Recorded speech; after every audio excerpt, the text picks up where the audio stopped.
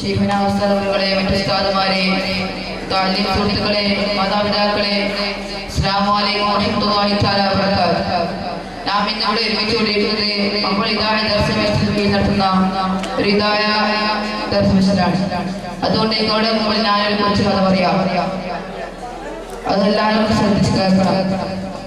ഒരിക്കൽ നബി സല്ലല്ലാഹു അലൈഹി വസല്ലം തങ്ങൾ സഹാബത്തുൽ കിറാമിനെ ക്ലാസ് എടുത്തുകൊണ്ടിരിക്കുകയായിരുന്നു.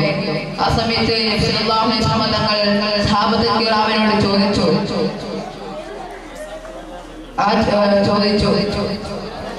അത് നിങ്ങൾ ഒരു ദിവസം നബി സല്ലല്ലാഹു അലൈഹി വസല്ലം തങ്ങൾ സഹാബത്തുൽ കിറാമിനോട് ചോദിച്ചു,